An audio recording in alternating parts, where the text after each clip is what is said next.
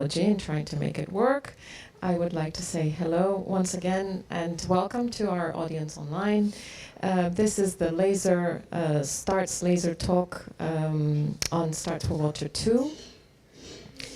We organized this event particularly addressing the policy experts because now we want to bridge the artworks, the artistic research that we have been engaged with for the last almost 9 months. And we would like to bridge all of this knowledge, learning, and experience to a policy level talk and try to answer this question collectively: how can we carve out a more prominent space for art and artistic research in the European research and innovation agenda and through policy making. I wish our online audience were with us this morning, because I think all of those discussions that we had are very organically leading to what we're going to talk about. So we see art as research, art as fulfilling this responsible, ethical, fundamental concern around how we conduct research, also adopting pluralist ways of knowing, critically through our artists here in this room, critically reflecting on even the ontological roots of the challenges that we are facing. And we do want to invite the floor, but also our policy experts, to think about why we need more art in innovation and research agenda of the European Commission, and how to better bridge art and artistic research. The way we're going to navigate through this laser talk is we're going to have a short discussion, a short presentation by 4 of our artists who are going to share their work, and then we will continue with questions. I know this is going to sound a bit generic, but we do want this to be a very interactive dialogue rather than us asking questions here. Please feel free to comment. It is about providing more expertise, but also examples to our policy group. I'm not going to take any more of the time, but just briefly introduce our artists on the floor here. It's this introduction, 2 sentences each, is going to do no justice to their work whatsoever, but bear with me. Okay, that sounds good. Is it okay if we start with you, Kat? Kat Austin, okay. Currently based in Ireland, Kat's artistic practice focuses on environmental issues. She interfaces disciplines in media, creating sculptural and new media installations. In Starts for Water 2, she's collaborating with the Port of Galway. Kat, please. Thank you. I'm based in Ireland for the residency, but I'm based in Berlin and Seoul for everything else. Hello, could I have my slides, please? Thank you. Yes, I'm Kat, and while we wait for the pictures to come up, yes, I create artworks and performances that interrogate what we think of as human relationships to the environment. Maybe also a little bit of what the challenge was about, just to give your introduction to the work, when you feel for it. Yeah. Yes, I'm getting there. Sorry. But I would also quite like the pictures. But in the meantime, my practice orients around sound. So, and I create, sculptures, installations, and performances. I write music, all the while addressing these kind of questions around boundaries. Here we go. Thank you. So today I'm going to briefly introduce my current work for Starts for Water, which is a research called Coexistence in the Post-Petroplasticine, which is resulting in the artwork and performance wait, I have to do it with my hands. Not breaking. This wave drowns hate. Right. This is important. Yes, and the concept behind it, the artwork looks at, if we go on to the next slide, the artwork looks at two issues, and that's marine microplastic and the expansion of unethical and extractive AI practices, including their weaponization in terms of aesthetic and imaginative shaping of our futures. What these two topics have in common is their reliance on extractive practices and their contribution to the careless release of materials that radically change our world. So through S+T+ARTS4WaterII, I'm making my way towards prototypes that address both of these issues with a focus on repair and remediation. The growth of AI models is increasingly used to create visions of now and of the future. And technology is not neutral, as we know, and these visions reflect biases and paradigms that pervade technological development, and also biases in what data has been collected historically over time. And crucially, AI as we know it has been trained almost exclusively on data that was gathered for other purposes, not to train AI, but for other purposes, sometimes before AI was even an option. Next slide, please. Thank you. So I wanted to do something different, and conceiving of AI a bit like a baby, right? If you bring it up well and you feed it well, then it will grow up to be healthy. But if you feed it wrong and you bring it up wrong, then it could end up being something else indeed. My central question, therefore, was, what if we train AI not on fragments of the world that is, these like glimpses that we see through the data that we've managed to scrape out of the internet that was put there without this intention? What if we train it on the shapes of the world to which we collectively aspire? So I have expertise in participatory methods, and both for participatory artistic methods and to create new knowledge, including applying participatory methods to things like infrastructure design. And so I set out to develop a set of methods for creating focused data sets by working with community members to collectively decide what should be used to train AI in the context of thinking about our relationship to the oceans. Next slide, please. So I used these prototype methods working with participants in Galway, focusing particularly on engaging with underrepresented and marginalised community groups. Together we created visions of a relationship to the sea and to coastal infrastructure that would foster harmony and lushness. Crucially, within these spaces, we also critically engaged with questions around IP, copyrights, and data. It was a space where the community members could raise their concerns about AI and discuss it in a safe space.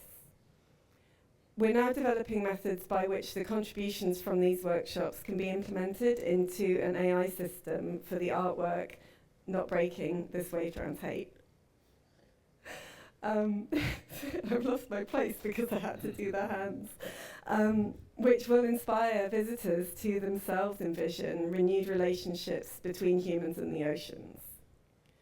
Concurrently, I've been developing an instrument. On the other side of the screen, you'll see the symbiophone, which creates sound from the detection of microplastics in water using ultrasound, which is based on research into microplastic removal from water. In development, the symbiophone will allow the ocean to communicate with the artwork's AI, where the participatory methods call together the voices of coastal communities. The symbiophone calls on the voice of the seas, acknowledging the presence of marine microplastic and calling upon us to acknowledge that as a form of coexistence. Next slide, please. The resulting installation incorporates video of AI imagery combined with footage of Ireland's Atlantic shores. Bronze sculptures, sound and interactivity. The installation and the AI at its heart is responsive to the exhibition visitors and to the tides of the ocean, creating a constantly evolving sonic and visual space of inspiration. In drawing together the visions of communities with the reality of marine microplastic, while also challenging prevailing technological injustices in AI, not breaking, these wave drowns hate. So I love doing that. Proposes new forms of coastal relations and new interactions with technology that head towards a more environmentally and socially just future envisioned together. Thank you. Thank you, Kat.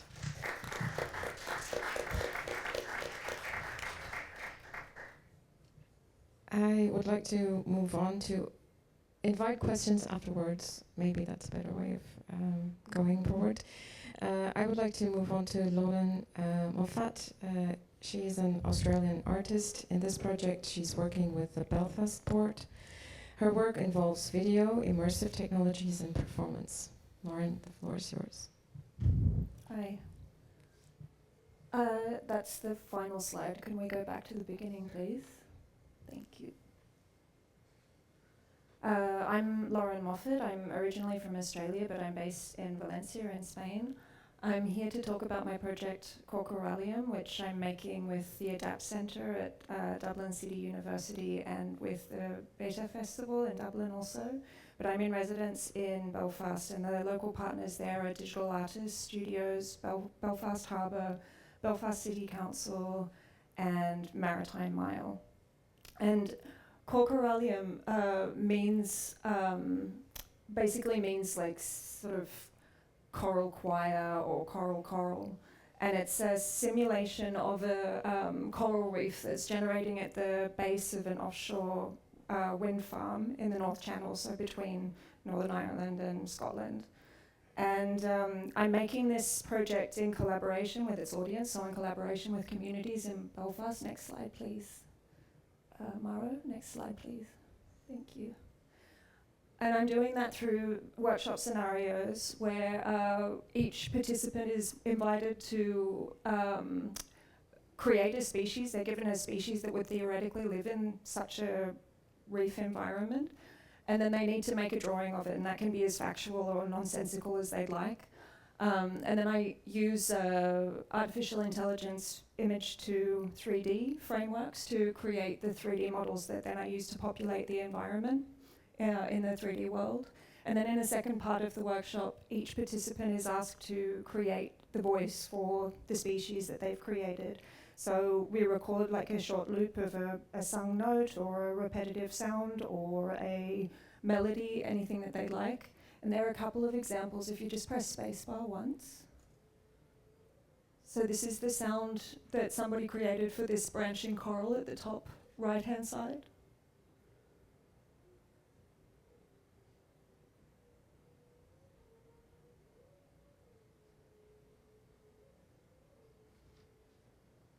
And if you press spacebar again, this is the sound that somebody made for their squid.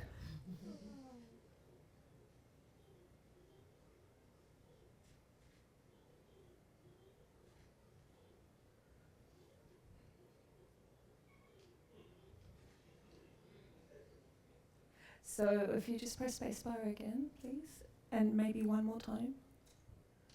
So this is the current prototype situation for Corporalium. I'll be working on it throughout the year, and it will premiere in November.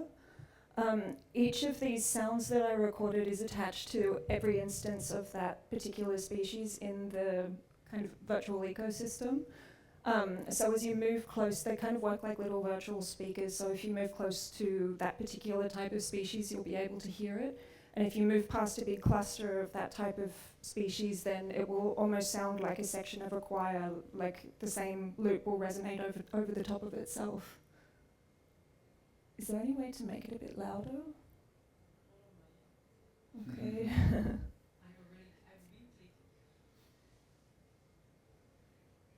on the playhead at the bottom of the video, is there any option there? Okay.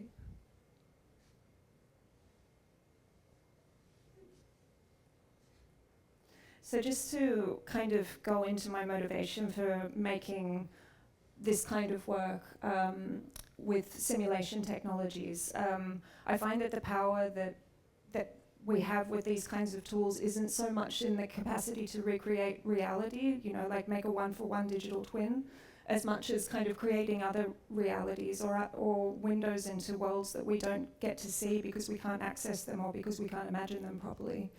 And so when I'm using these kinds of technologies, I'm often trying to make these kind of invisible worlds, either emotional worlds or ecosystemic worlds, visible. And similarly in the way that artificial intelligence gets used, I kind of find it's interesting to think about the way that the types of things that we're imagining using artificial intelligence and the types of scenarios where we're imagining them in. Because I think that there's an interesting kind of potential in this kind of hive type of technology to create situations for connection, because we've lost so much connection from having these technologies that kind of isolate us in our space, and also to some extent in our bubbles of social media and news cycles. And so that's kind of the motivation behind this kind of workshop scenario for Corporalium. So thank you very much. I think that I've used up all my time now. Yes, so thank you so much. Thank you.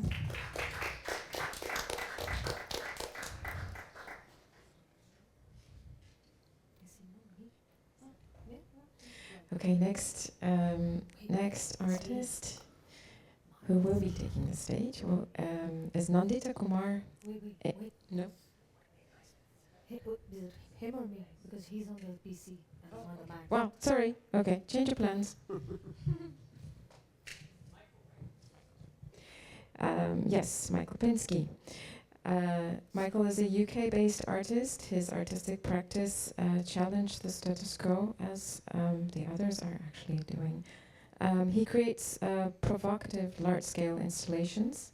In this project, he's working with the Port of Amsterdam and moving from sound and audio to massive materials, right, Michael? Yeah. So when I started with the Port of Amsterdam, I was interested particularly in material flows and how they moved in shipping containers. And the first day I started at the port, I realized that they didn't really deal with shipping containers at all, but in raw products, so coffee beans, fossil fuels, coal. So my first kind of premise of an idea just got lost within minutes of turning up at the port, which is often what happens to me, is that any preconceptions I have about a site or a place or an institution are kind of blown away the minute you turn up, which is why normally I start a project without a clue what I'm going to do, and then see what develops. And that's often quite a hard thing to sell to people. It's like, I'm going to do something, I don't know what it's going to be, but it'll probably be interesting because before I've done interesting things. That works with some people and it doesn't work with others. But for the Port of Amsterdam, I think they were quite excited about that. They didn't know what they wanted. I didn't know what I wanted to do. So that was a perfect marriage, really. So I turned up and I looked at lots of fossil fuel. It's a pretty tricky thing to deal with. I looked at huge slag heaps with coal in them. And it's really not the future of the port. It's not where it wants to go. It wants to get rid of all of that. And then I became aware that there was a lot of recycling going on, lots of small startups dealing with recycling, plastics, obviously, metals, wood, even astroturf. I mean, you don't think about it, but all of these places have astroturf, and it lasts for 5 years, and it's got to go somewhere, and it ends up in Amsterdam, and I've got photographs, not here, of plants growing out of the astroturf, which is kind of rather funny. And then I visited this tire recycling place called Granuband, and it was started by a guy called Martin, who even designed all the tools, about 15 years ago, designed the tools to break down the tires into their constituent elements, bits of steel wire, bits of rubber, bits of plastic.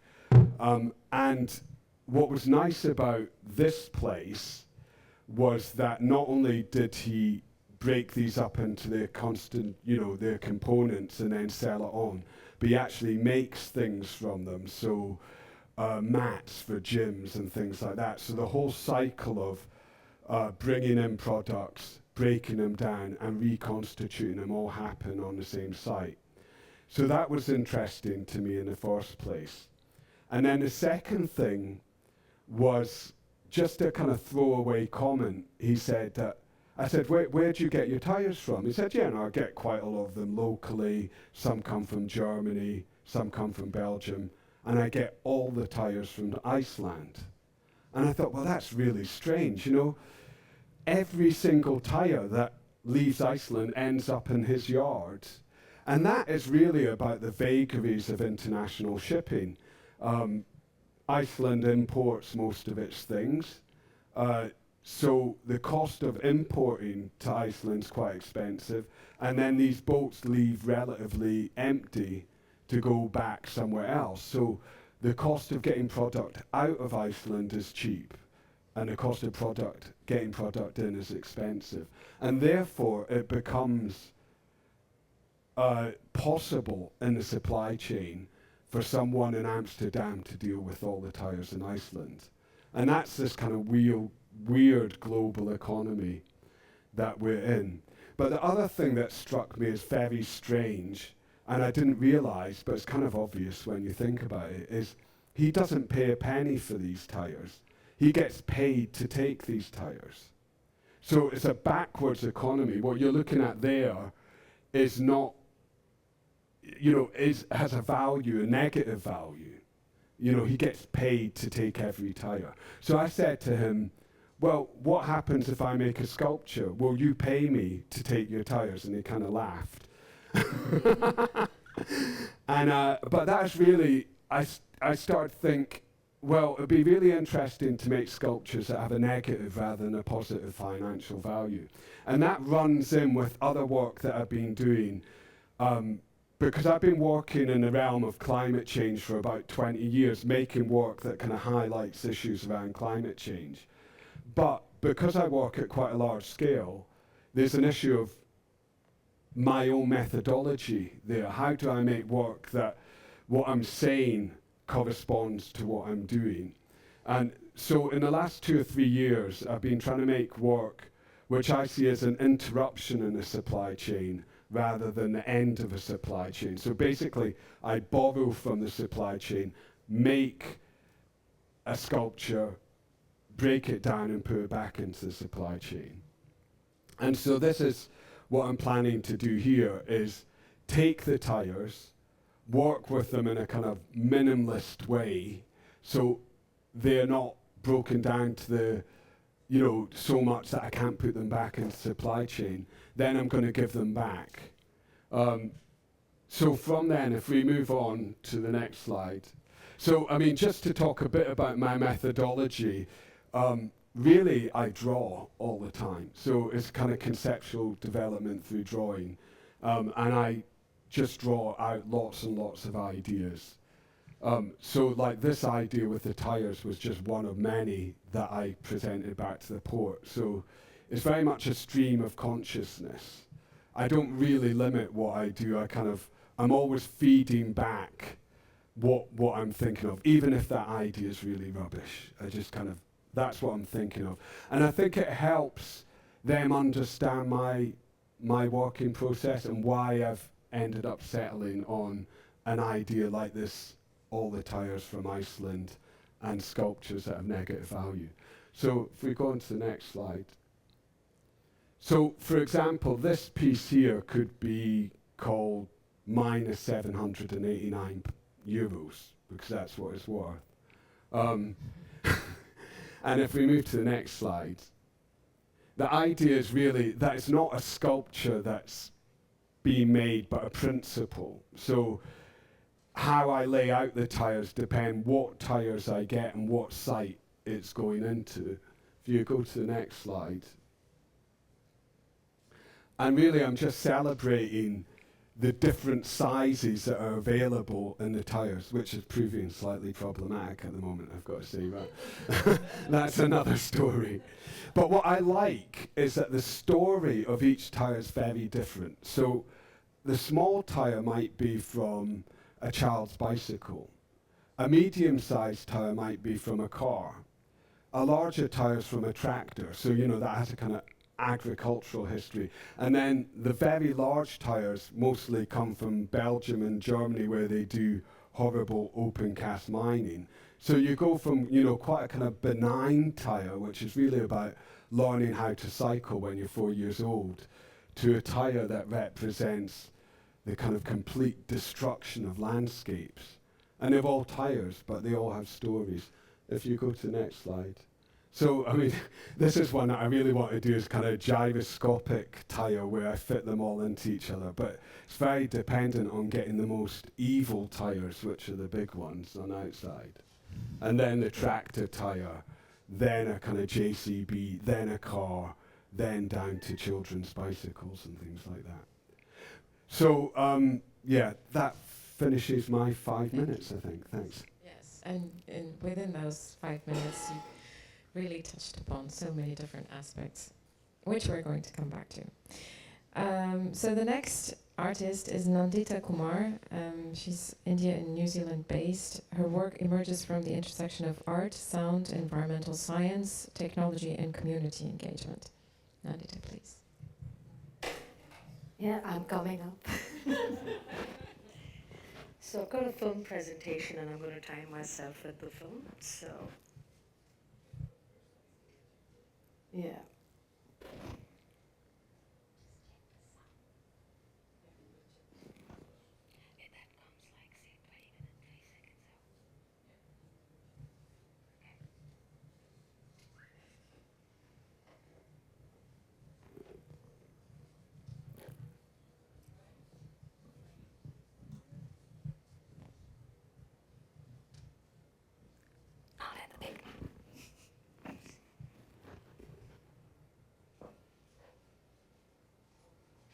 No sound.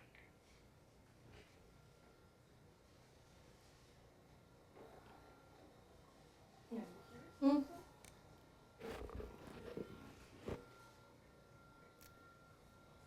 Can we go back?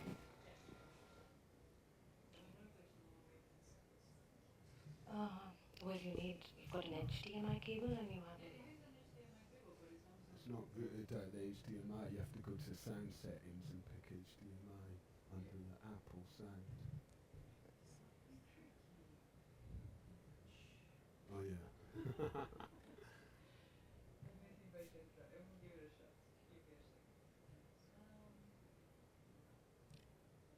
to Apple. There's a sound.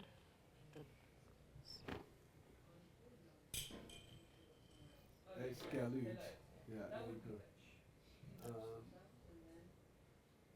I think you've got to go. Exactly. You've got it. This is going to be as good as I'm going to get.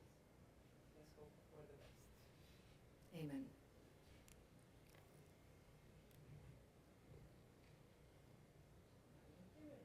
Well, It's not there in the it should beginning. be coming out of the HDMI. Yeah, no, it's going to be ahead. Like, just take the video ahead a bit. Like, more ahead. More ahead. No, there's no sound coming. Yeah, I can go back to that. Yeah. Just play from the computer. I'm good, I'm good.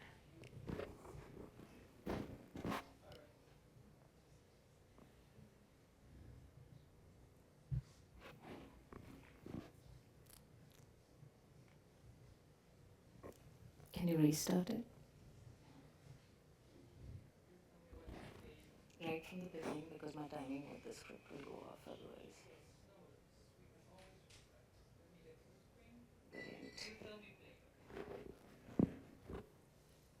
Can we come back to the white part? Thanks. Okay, let's start. Sounding the invisible, an elegant symbiosis, upholds phytoremediation, which is the use of plants and their microbiomes for cleaning up an environment. It is a cost-effective technology which has the possibility for combating various pollutants found in the Venetian lagoon. Integrating artistic expression, scientific inquiry, and data sonification, this transdisciplinary project dwells into the relationship between pollutants and plants to encourage sustainable consumption. An experiment in alternative learning, the project aims to foster community engagement via a playful exploration of environmental data, culminating in a chance composition. The three-part project comprises of a sculptural component, an interactive sound installation, and a web-based archive. It brings together two distinctive streams of data into a meaningful dialogue. The first stream, from a herb lore collected online, sparked by an encounter with native weeds in Goa that led to an exploration of phytoremediation. The second comprises an in-depth study of pollutants in the Venetian water, linked to industrial, agriculture, urban, and maritime sources. Visually, the work incorporates UV printing, PCB board copper cutouts, representing phytoremediation plants capable of thriving in the Venetian lagoon and its myriad streams. All three anchored in three prototypical terrariums. These borosilicate biospheres, complex like a ship in a bottle, are the source of an ambient aqueous track that fills the space, which is what you're hearing now.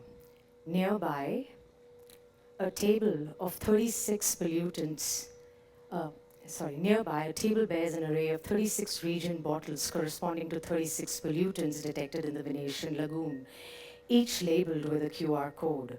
Upon scanning the QR code, triggers a change in the ambient soundscape while pulling up on the mobile screen detailed information about the particular pollutants and its remediating plants. The enveloping soundscape symbolizing the Venetian waters is composed of frequencies donating to different states of water that has been overlaid with field recordings from various locations in Venice Lagoon, such as the port of Marghera, San Servolo, as well as its girdling wetlands. Pollutant sonic signatures are compiled using enthalpy of formation, a measure of energy lost or gained during a chemical bonding of the pollutant under question. The molecular and chemical properties of the pollutant have been used to modulate this frequency and render to fall within the audible range. As users interact with this installation, these sonic signatures of invisible pollutants gets layered on top of the ambient tracks, signaling the insidious seepage of our contaminants into our waterways. The web app not only brings the sonic dimension to life in the sculptures, but also highlights the nutritional, medicinal, and other beneficial properties of familiar plants alongside their bioremediation potential.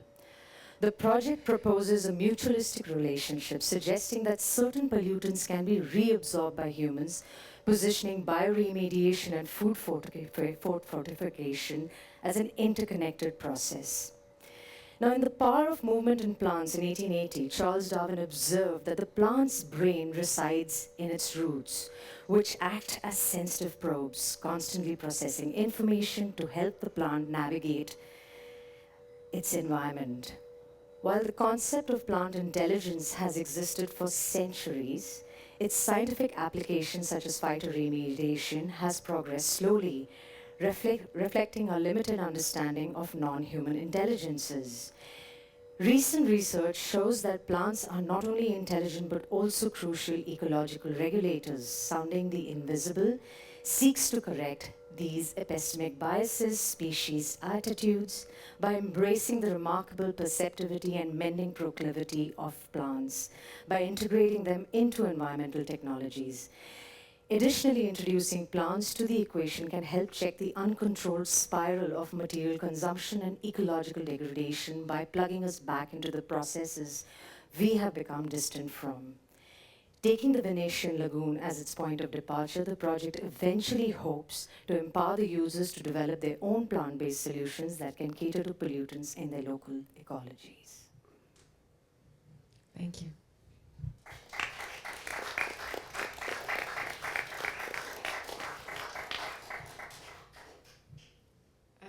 Of course, this was not all, and this wasn't enough, but I think we just got a little bit of a flavor of the level, the depth, the rigor of artistic research, which is all the same exemplified in all the other residencies, 16 other residencies that we have the privilege to host in this program. I will invite questions and comments and reflections from the floor, but also from our online audience.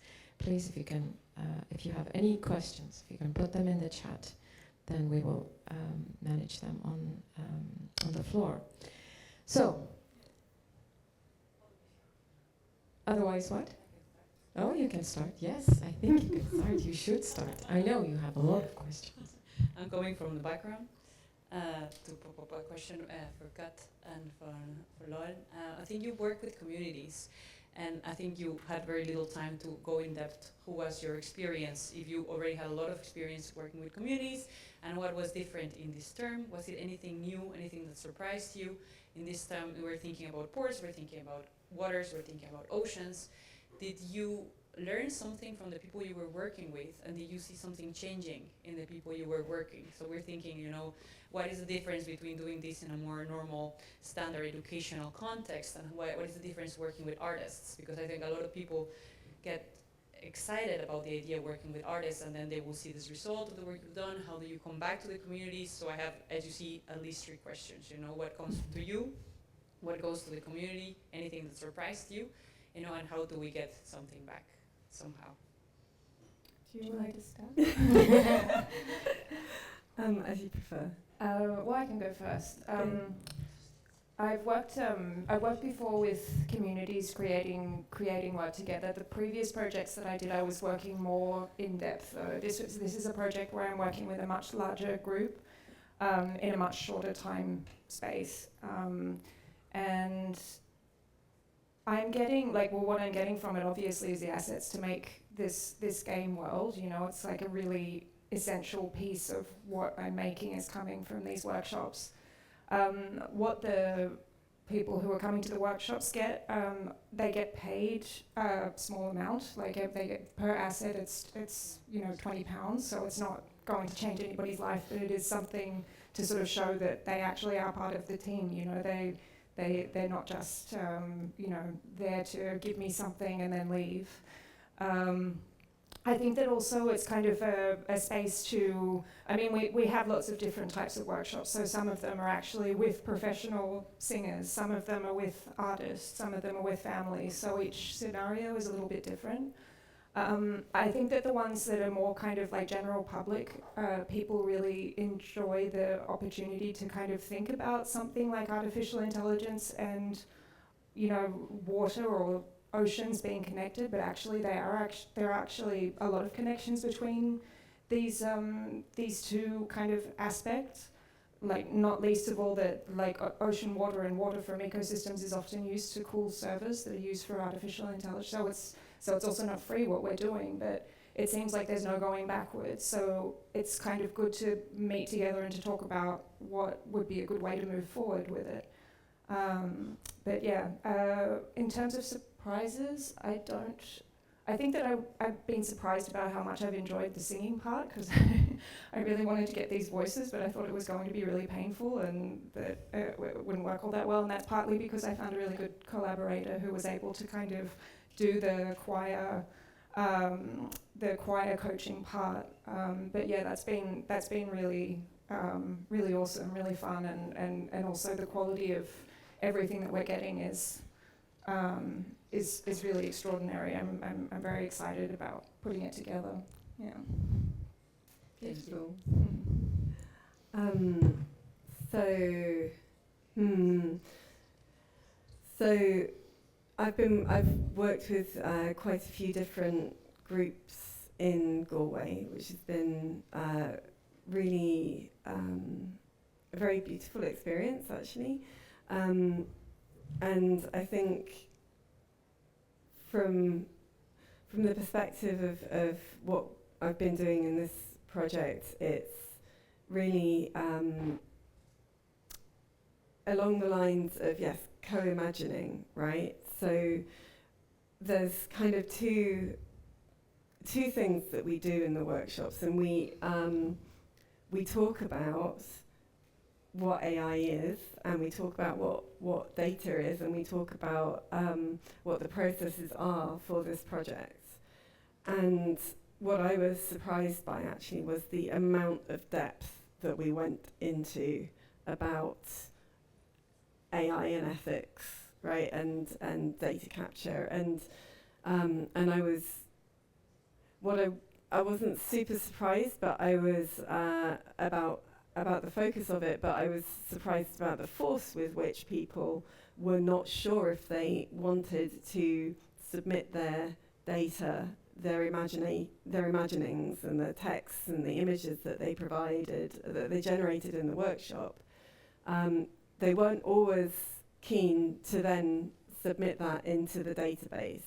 And we had lots of discussions about what that meant and what the restrictions would be on the use of it and what the licensing was, you know, all these kind of techie details, which really shows that given a choice, people are not wholeheartedly wanting to have all of their data snaffled into AI databases, right?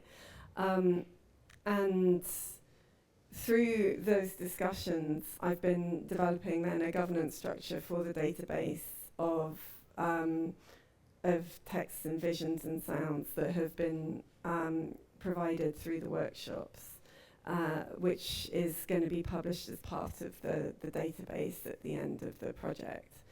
And I developed then a kind of process by which we preserve the anonymity of the participants if they wished to remain anonymous. So, I mean, obviously with any kind of local infrastructure project, there can be, let's say, kind of tensions within the stakeholder groups, right? So I looked at what those would be, and it became apparent that anonymity should be something that could be preserved. But on the flip side of that, we have provided a means by which people can opt in to be credited on the artwork and the database, and that's preserved as well. So rather than, so the kind of reciprocal benefit is a co-learning and co-imagining and co-credit on the artwork.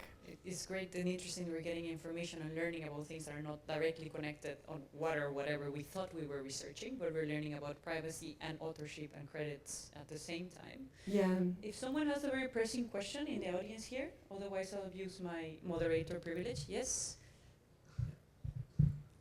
I had a question for Michael Pinsky, and based on your talks within the Port of Amsterdam and with the recycling company, you came to some insights, for example, this backwards economy, and was just wondering what are kind of the insights you had in the past months that could foster or be a leverage in transforming ports towards more sustainability. Great question. I mean, it's quite hard to say how much of my experience is only to do with the Port of Amsterdam, but it's clear that there's an economy growing around negative value goods. And as policies come in, especially across Europe and in other countries where people have to pay for their waste, this is going to be a growing part of the port economy, which is a good thing. You know, so we move from high value goods like fossil fuels to negative value goods, and how we actually can recycle things in a sustainable way. I mean, it's interesting. Amsterdam's a good example of dealing with tyre waste efficiently, but I was also reading that a lot of tyres that are coming from Britain end up in India and they just get burnt for fuel. And so there's these whole toxic villages, you know, just with toxic clouds of burning fuel, burning tyres. And so a lot of this has got to be around international legislation. A lot of it's got to be around awareness building, because as people become more aware of what's happening to their goods after they have them, it's like the legacy of consumption needs to be looked at in more detail. This is the futures, not what we're buying, but what we're putting into the waste streams, and being very aware of that. And I think artists can play a role in that. Amazing, great answer, Michael. Any other burning question here? All right, no, I can continue. I have also a question for Michael later, but I also want to ask Nandita a little bit about maybe something more general, but it's about the capacity of the poetry or of ways of looking that art can bring us to reach people to the knowledge that is related to science or to biology. You know, what is this? Maybe it's a very generic, but I want to give you space to think about how your language as an artist can help people bridge and become closer to this more technical or more scientific knowledge that might be benefiting for their life quality and to what they are and how they experience life. Well, I think the first step is basically just like what I'm trying to activate more is like how our consumerism and the constant feeding of different kinds of goods and services are actually impacting our waterways, because I see waterways like a giant motorway which travels through the landscape and comes back into our bodies. So if you put anything in water, which eventually lands up, and part of it is this active buying and purchasing, and that's the QR codes and the barcodes in the supermarket experience. The thing is, we are not aware how these products that we are buying, a chunk of them contain heavy metals, nickels, fragrances, pesticides, PAH, all kinds of pollutants that eventually come down via, antibiotics included, come down via sewage, or whether, there's nickel and cadmium pollution coming out through a pesticide use, or like in the port of Marghera, whether you look at the distilleries for petroleum, all landing up back into the waterways. So basically, like, what I say is we, as water entities, where we are like vary our waters from like 80% to 60% in our lifespan, we eventually somehow land up putting and dumping garbage in the main thing that is where is water is life. So how do you actually activate discussions, future literacy? How do you communicate and break down information and actually sound without being overtly didactic and heavy with information, right? And that is a very difficult balance to achieve. And what I've realized over a period of trying to build these data-based complexes and how to sort of get people is by layering them. So the initial layer, like I looked at how a child, say, studies, right? He'll touch an apple, there's a tactile experience, and then there's A for apple, and you sort of go like, okay, there is an association with a phrasing and a name and a sound. And I saw that sound actually carries a lot of intrinsic information, and it can evoke whether it is like a child's curiosity to an old person. And to get people in a contemporary art framework to actually engage and then get scientific information comes out from their curiosity. So they may engage, first of all, on a very tactile, activating sounds, and then, it just the curiosity and edging people out into asking different questions. How is the sound constructed? And initially when I made my first data-based composition, because I feel like compositions are such a great way of holding information and data and archives, that I realized that without giving too much information initially, the questions came directly from the audiences and the people who were experiencing it. And as they opened and unpackaged themselves with their own curiosity, that took them deeper and deeper into more. Like, how did you convert it to sound? How did you associate it? So it was literally like my and at that point, I wasn't really documenting, archiving data. when I did my first composition, I just made a simple poster and said, okay, this is what this data means. And then I realized that I actually had to sit and document every form of data and archive, because, you know, there's a point, I'm not standing in front of the artwork. It's, you know, 5% of the time maybe at an exhibition opening. How do you keep these conversations active? And basically what sort of premised was these web archives that I could build, where people could sort of access them and read them, not at art openings, but take them back to their home. So I create like little information pamphlets, people can take the artwork back. So there is some sort of ownership that they can actually take with them. And so I'm still experimenting with these system designs. I don't think I have full clarity. But as I step further and further deeper into it, I think it just has evolved into a lot of different paradigms of how I communicate that information, because the same core can be translated into a lot of different visual languages. For sure, and I think And sonic. you went a long way in thinking about how to trigger this curiosity and ownership. That can be great steps, as you say. Also, not to pre-digest everything. We're not being didactic. We just want to trigger the curiosity so people can themselves delve deeper into what we're doing. Okay, last chance for questions here. If not, I will ask a question for, it's open for all of you, all four of you, whoever wants to decide. We'll be thinking, how do we relate to the audiences? And I want to ask you now, how would you relate to the ports or these knowledge and power structures that artists have to also stand in dialogue with? So this is another question, like what was being, how do you feel your relationship to the ports, or how do you position yourself as an artist to gain access and to gain a position of dialogue within these other institutions? I know in some ports it's been easier than in others, so. I mean, all I would say is that you've got to build relationships with people. Institutions are large, you know, they're full of people. And when you're setting something like this up, you have to have an enthusiastic artist. Artists generally are enthusiastic. I don't know why. That's the kind of. But on the other side, whether it's a port, whether it's, you know, whatever partner, there needs to be at least one person or two people who are genuinely enthused by the project, and they are the gateway for that communication. So. Institutions are only made of people, and it really is more to do with the people than the institution, from my experience. So I've had a really good experience because I've got really enthusiastic people at the other side, so to speak.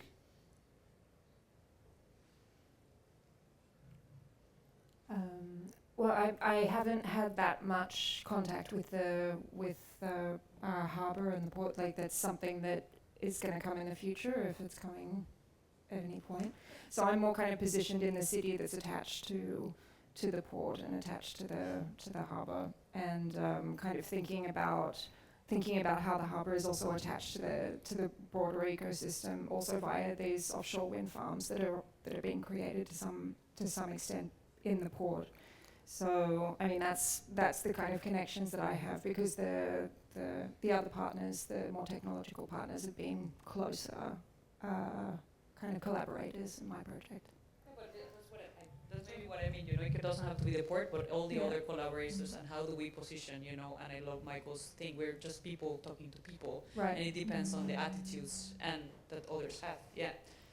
I would say that, I mean, so for in the context of the Port of Galway, there's a port redevelopment project that's happening, right? And so in terms of like these person-to-person conversations, there are also kind of structural and legal things that affect these relationships, right? And I think what's then interesting is to think what can I bring and what can my practice bring to this kind of scenario where there are already things in motion, and very large things in motion. And I think that allowing for exploration of the possible futures of a space that is likely to be developed, but without aligning with the underlying predominant value system within which that redevelopment would normally happen, allows to open up the space to envision kind of alternatives about the way that that can happen. And that's definitely something that has come out through these explorations with the community as well. And you see that there are values within, like implicit values within the artifacts that have been generated through the workshops that could inform the direction of this kind of development if it was given air, right? Yeah. Could I just add a quick line? Ecological stewardship is not a one-person job. And so we all need to have like active collaborative systems. So like even if I'm constructing an artwork, it's not, I'm just a project manager in there. I have collaborators, multiple participants who take co-ownership. So it's like a hive thinking. And when you have co-partners and co-investors, they all suddenly would then be inputting information and being active participants. And as people invest energies and become active participants, that's where dialogue lies. That's where movement lies. That's where a sustainable platform will emerge. That's where, you know, people want to invest and activate certain trajectories. But if you're trying to do this as an isolated experience, there will be no movement, and that's how you activate conversations. I think it's a beautiful way to end up this round of questions, thinking the collectivity that is implicated in all the changes that we do. We are about to close. This is our last question from our very own, yeah? Do we have questions online? No, okay. I would like to maybe pause a close the loop question, because we started this conversation by saying that art is a form of research, and we have seen very solid examples of how it can lead to new research questions, feeding, enriching the research as we know it, you know, traditionally, scientific research.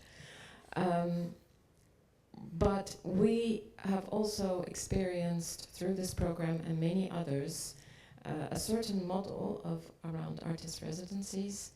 Now I would like to invite our artists to be, you know, a little bit looking self-reflectively.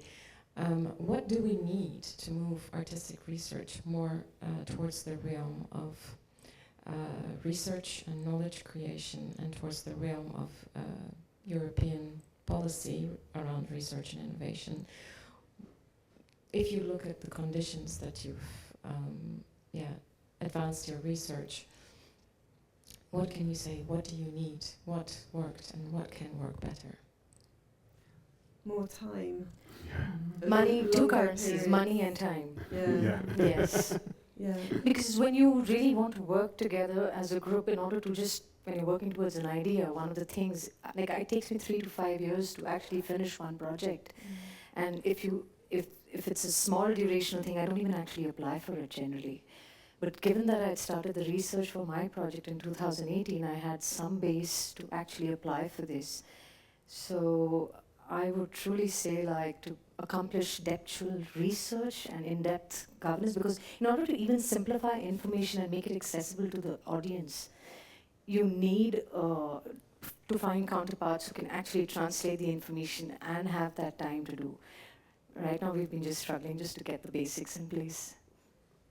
I mean, one thing you always have to be, I mean, I do agree more time is good, but I'm also aware that infinite time isn't good, and that having deadlines does motivate projects. So the time scale we've got is extremely tight, just about manageable, but for the outputs, there's often not a defined place for it, so that takes time.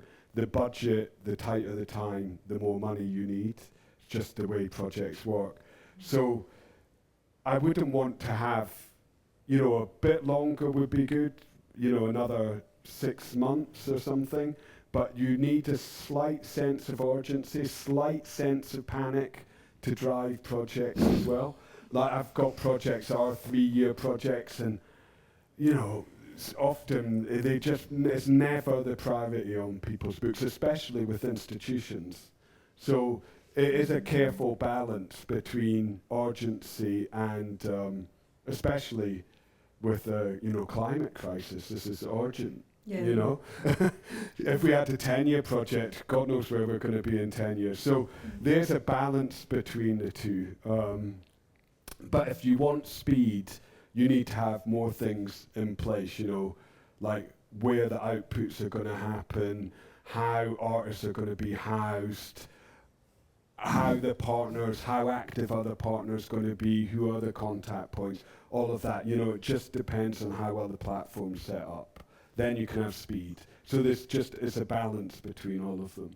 True. Totally. And I think like one key thing that I would take away from my residency particularly is like having a local producer who can help you really quickly become part of the place that you're researching is like a super important way to get rolling quickly, and that can make the difference of like achieving what you want to or not, right?